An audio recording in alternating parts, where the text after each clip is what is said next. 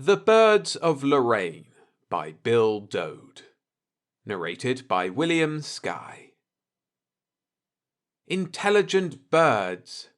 They knew a dead-end planet when they visited one. Ingmar Bjorgsen knew he was going to die. He turned his back on his useless ship and went inside the bubble house that had been his home for 99 days. Methodically, he donned his all-weather clothes, his environment suit. He did not want to die in this place. Here was food and refrigeration for the days, warmth and comfort for the nights. He could not bring himself to put a gun to his head or end it by any other direct, willful act. But out there in the desert, away from man-made helps for survival, there a man could get himself into circumstances where nature took care of it. That was his reason for being here on this lonely planet in the first place, the promise of finding intelligent life. For intelligence was rare in the universe after all. A lone adventurer a year before, forced down on this planet by a cosmic storm, had waited a week here for the storm to subside, then had landed on Earth with the feverish news of intelligent life. Ingmar Bjorgsen had come to investigate. Birds yet. They were only two. Two birds with minds like the edge of a razor, living alone on this planet that was 100% desert. He took one last look around the bubble, then walked out, leaving the door open. From 10 feet away he watched the sand already blowing in through the doorway, and he felt very lonely and small. He knew that his death, like his life, would never be marked anywhere with any degree of permanence. He walked. There was no hurry, so he walked slowly, stopping occasionally to turn and stare at the tracks his feet had scuffed in the sand, watching sand drift into them. He smiled wryly.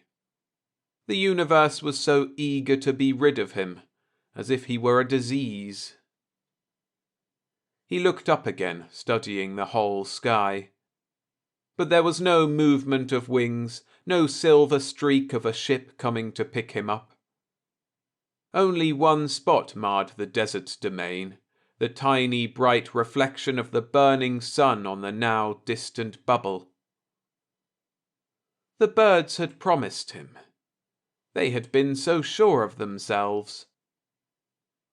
When he knew that the fierce sun and wind would kill him before he could get back to the bubble, he started removing his all-weather clothes. He flung them aside like a dancer. Coat to the left, trousers to the right. The hot wind threw the trousers back against his face. He tore them off with a curse. Shirt to the left. He kept the shoes on out of respect for his feet.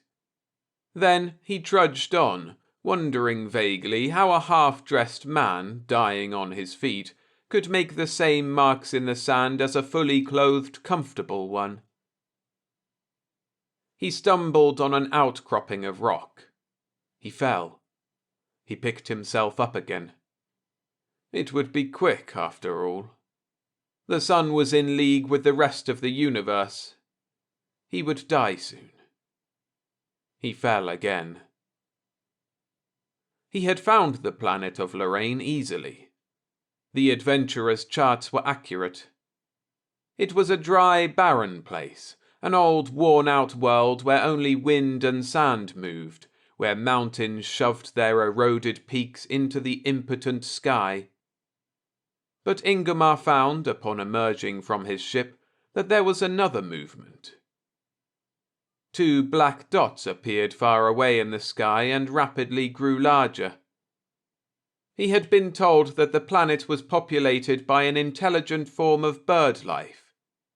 2 were approaching now. He smiled to himself. "Imagine that," he said to himself. "A smart bird.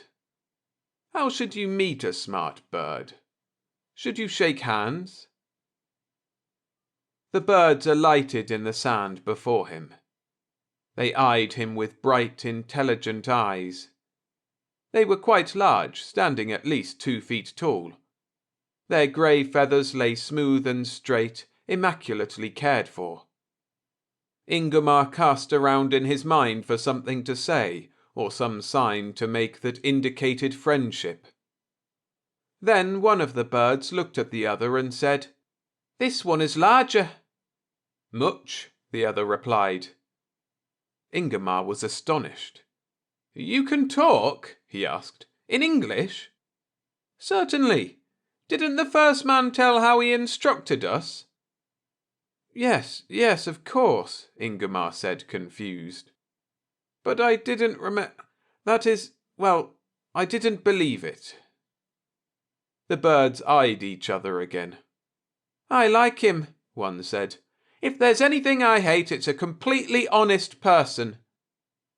The other gave him a vicious peck on his back. "Shut up," it said.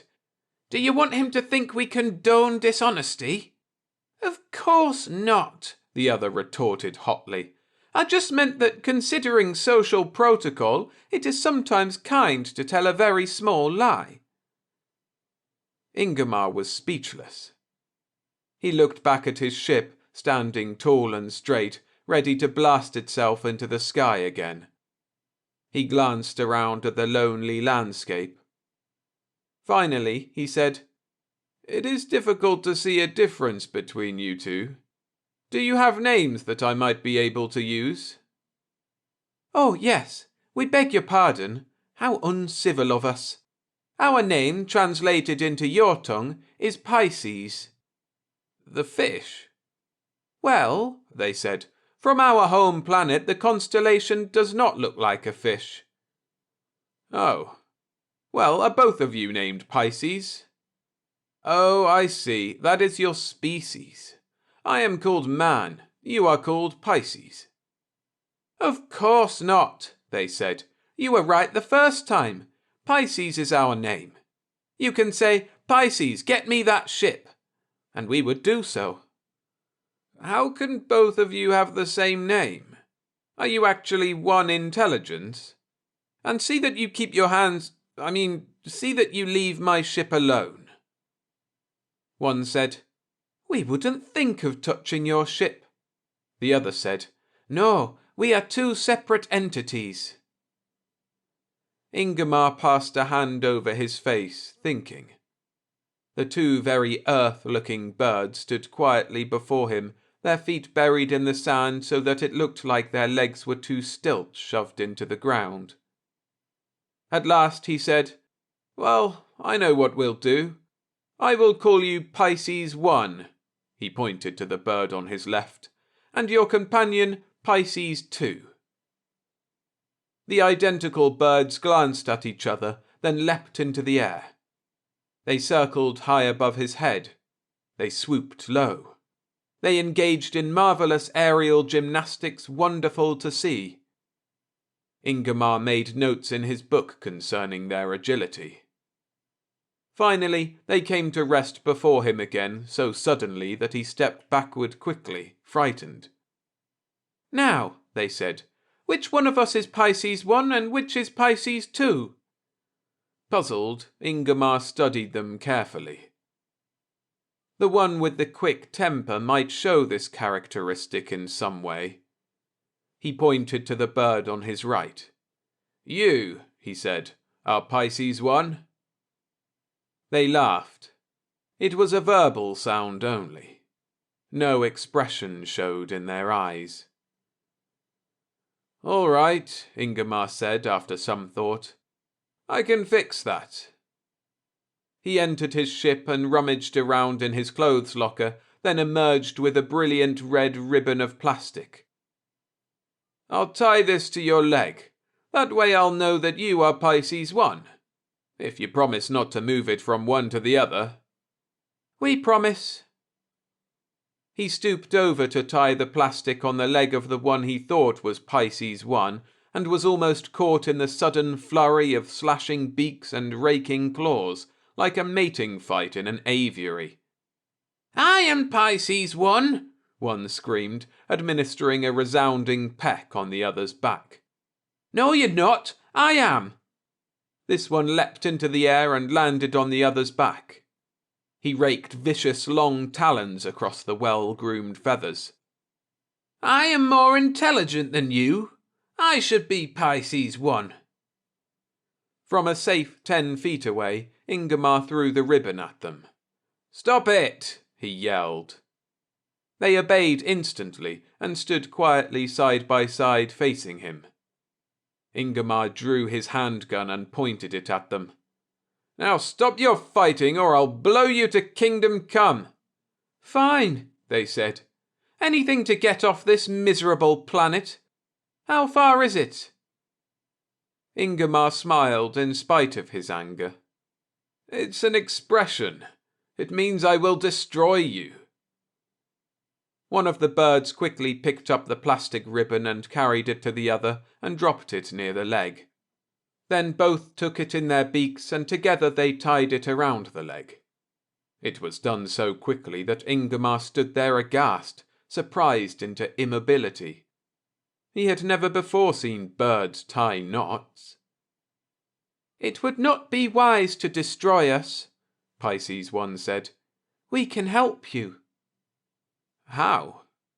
"You need help," Pisces 2 said. "A storm is coming." "A cosmic storm?" Ingmar asked. "I'm not worried about that. I'll stay here until it moves on." Pisces 1 shook his head. "A planetary storm." "When?" "Sometime tonight." "Okay," Ingmar said. "Thanks. I'll stay inside." "It's not so easy as that. You must blast off and put your ship in orbit for the night." "Why? Do you know how much fuel it takes to get into orbit? I have none to spare." Pisces 2 scratched in the sand with his claws, thinking. Then he said, "Only one alternative exists. If you remain, the storm will wreck your ship. Take us aboard now and blast off for your home planet. To stay here means death." Ingmar snorted and turned back toward his ship. He thought, "Take them aboard my ship? Not in a million years." He saw their plan now. They wanted to get into his ship. Then, by some means he could not now foresee, they would take the ship away from him. He was so shaken by this conclusion that he quickly retreated to safety, closing the airlock. The birds stayed outside. They were arguing between themselves. He could tell by the gesticulations they made with their heads. Once Pisces 1 attacked Pisces 2 viciously, raking him mercilessly with sharp talons. Pisces 2 fought back ferociously. They rolled over and over in the sand.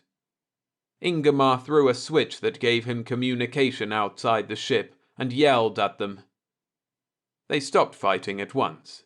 He said, "Have you two lost your minds?" Pisces 2 laughed. "Now how could one lose his mind? It goes with him everywhere." "All right," Ingmar said. "I meant, have you become insane?" "Of course not," Pisces 1 said. "We are peaceful entities. We intentionally developed this argument to break the monotony of life here." "Is it so bad as that?" "It is terrible. Will you take us aboard?" Ingmar did not answer, but switched the communicator off and busied himself with recording his observations. He took advantage of their continued presence and took photographs. Finally, after several hours, they leapt into the air and flew away toward the distant mountains. Ingmar was sorry to see them leave, and more than once checked his instruments for signs of a coming storm in case they were right. But nothing outside had changed. After they had left, he opened the ship and stepped outside, taking readings with instruments to record the character of the planet. He trudged through the eternally drifting sand, looking for some sign of life. No plants, insects, animals anywhere. Only the fine, mobile sand, occasionally an outcropping of rock not yet eroded away. And the heat. Ingmar was forced to turn the controls of his environment suit almost all the way up to keep comfortable. Then, when the sun receded behind the ghostly barren mountains, the cold came creeping in. Ingmar turned his controls in the other direction while walking back to his ship. He was afraid he would not keep the cold outside. The landscape, with the sun's absence, was dark and fearful. Shadows moved in the wind, shadows of drifting sand that took on the shapes of monsters lurking in the darkness. Ingmar was not one to frighten easily, but the night took on such ominous sighs and moans and movements that his imagination began to magnify them beyond recognition. When he finally saw the ship loom up before him, he ran, stumbling toward it. He fumbled in the darkness for the control knob to open the lock and found it at last. He leapt inside, accompanied by a cold blast of wind and sand, and stood there panting, hearing his heart pound in his ears. The night was long and lonely. He was too far from civilization for his radio equipment to bring the comfort of familiar sounds. He tried to read, but found concentration impossible. He thought of the birds, wondering where they were now, how they kept from freezing to death at night. He rewrote his notes, adding remembered facts and impressions.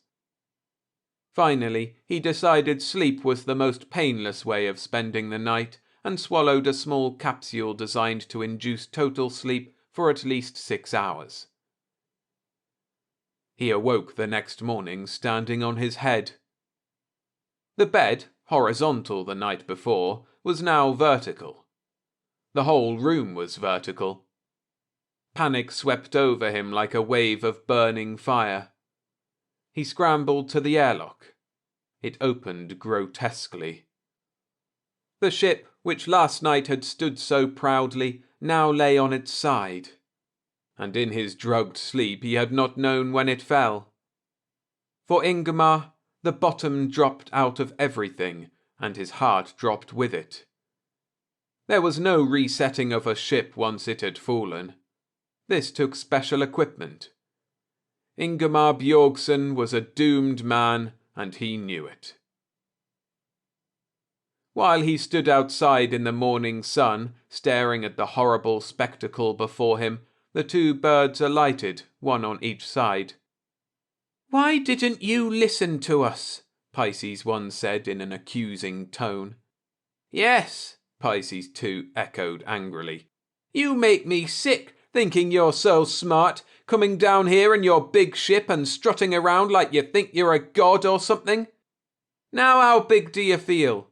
Do you realize that this is our first opportunity to leave this planet? I've a good notion to pet your stupid eyes out right here and now." "Leave him be," Pisces 1 said. "He may not be so bright, but I think he would have taken us with him after he got used to us and saw how harmless we are." Pisces 2 leapt at him, almost knocking Ingmar off his feet. "Shut up! I've a good notion to peck your eyes out, too." "Oh, stop it," Ingmar said wearily. "We're all doomed to spend the rest of our lives here. How was I to know that the storm would be so bad? My instruments gave no indication whatever."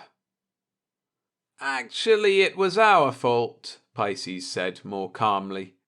"We failed to mention the nature of the storm. We thought you knew.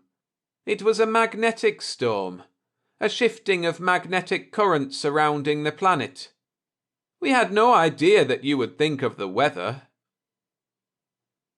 They walked with him around the fallen ship. It was not injured, that much Ingmar could see. The soft bed of sand had cushioned its fall. If it could only be righted. Ingomar knew it was impossible. It is pointed toward that knoll out there, see? Suppose we all got inside and blasted off. We would slide along, and maybe when we reach the knoll we'd have enough speed to keep on going in a straight line until we could point our nose upward. Ingomar shook his head, but he appreciated the suggestion. It indicated that they were willing to try anything. He knew their motives were not entirely philanthropic, but he liked them more for it anyway. He said, "There is only one way out, and that is for someone to come in and get us." "Well," Pisces 2 said, "what are you waiting for? Call them." "I can't. We are too far out for communication." The two grey birds eyed one another in disbelief. Pisces 1 scratched his breast impolitely. Then he said, "Are you telling us that you have come this far from your own solar system, knowing that you could not call for help if necessary?" Ingomar nodded. Pisces 2 snorted through his beak and scratched in the sand. "Stupidity," he said. "There is no other word for it." "Yes, there is," Pisces 1 answered somewhat sharply. "In fact, there are several possible words. Bravery, desperation. Actually, I think it is a combination of both. I am sure that you are aware how rare intelligent life is in the universe. When you heard of us, you rushed out here at once. I would call it bravery to go beyond the sound of the voices of your kind. You are desperate because you are lonely in an almost empty universe." "We must help him," said Pisces 2. "Of course, but first let's make him comfortable. It will be a long wait." "Thank you," Ingomar said, moved by their sympathy. "But you cannot help. Or do you have a way to send messages?" "Yes, in a way," Pisces 2 said. "You see?" Pisces 1 lifted a huge wing and knocked Pisces 2 in the sand. He turned to Ingomar. "Do you promise to take us with you if we should succeed in getting help?" Ingomar did not think it over. "Yes," he said. "Then we will do it. But first we must make you comfortable. Do you have equipment for shelter besides the ship?" "Yes, there is the bubble. It can be expanded to become a house." "Get it," Pisces 2 said. Ingomar did. He dragged it outside and began to unfold it in preparation for inflation. But Pisces 2 stopped him. "Not here," he said. "It will be a long time. Our calculation is that it will take at least 45 days to get help. The trip from your planet alone is at least 40 days. You will not wish to stare at your toppled ship for so long. I suggest we go beyond the first knoll." Pisces 1 laughed and said to Ingomar, "For once he is using his brain. We will carry it." He grasped the bubble in his claws, flapped his enormous wings, and sailed off. Soon he returned, and among the three of them, all his food and books and any equipment he might need was carried over the knoll out of sight of the wrecked ship. "We will not return," they said, "until the rescue ship arrives. So make yourself comfortable. Do not stray too far from the ship. This is the most miserable planet in the universe. Give us plenty of time. We know we can summon help, but we do not know how long it will take. We may need as many as 75 days. Ingomar settled down to wait. The fierce, burning sun had turned Ingomar's face and naked arms into fried areas of intense pain, but he regained consciousness when he felt the coolness of the ointment. It penetrated deep down under the burned skin into flesh and muscle, soothing injured cells.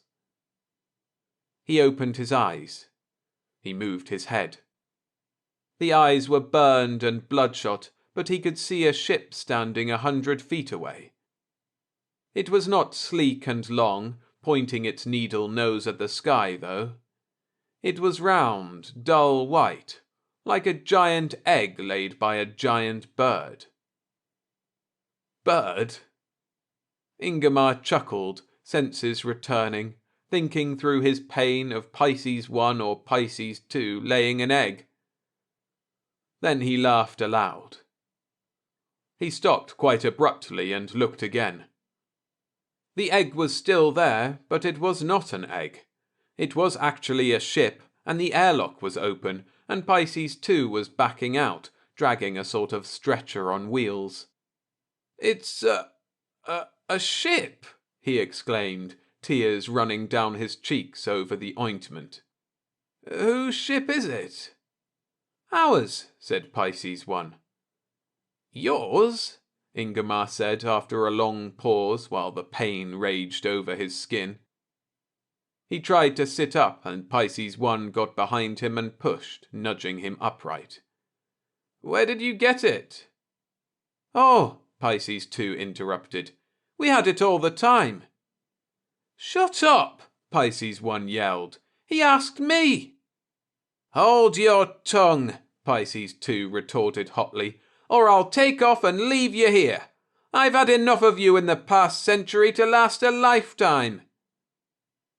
Pisces 1 said to Ingmar, "Pay no attention to that peasant." He helped Pisces 2 push the stretcher next to Ingmar. Then he pushed a lever, and the stretcher reduced itself to ground height. It was too short for Ingmar's body, having been designed for the body of a bird. "He's right, though," Pisces 1 continued, giving the stretcher a kick because it wasn't long enough. "We had the ship all along. It was despicable of us to deceive you, but our ship was defective, and we needed yours for parts." Ingmar shook his head. "There was no magnetic storm?" Pisces 2 nodded his head. "Oh yes, there was a storm, but not a natural phenomenon, I'm sorry to say. Too bad. The natural storms are much more beautiful." "And you had the bubble set up away from the ship so I wouldn't see you steal the parts?" They hung their heads. "Despicable," they said. "A rotten thing to do." Ingmar was too ill for anger. "Let me understand this," he said. "You ruined my ship to get parts for yours. Why? Why not just take my ship?" "Too slow," Pisces 2 said. He took the container of ointment in his beak and set it beside Ingmar's hand. "Here, you can rub it on by yourself now. Get busy." Pisces 1 said, "By your standards, our planet is a terrible distance away. Your ship would take too long. Hurry now, we've got to take you to, what do you call it, Earth? What an odd name. We're in sort of a hurry to get home, as you might imagine." Ingmar hurried. With the help of the mysterious healing ointment, he was soon able to get up and make his way to the ship. "One more question," he said. "Your ship was defective and you set down here, and you've been here for a long time, and you're a long way from home. What were you doing so far from home in the first place?" "What do you suppose?" said Pisces 1 irritably. "We were looking for intelligent life. Get a move on now. If we don't waste too much time on this Earth, we may still find some."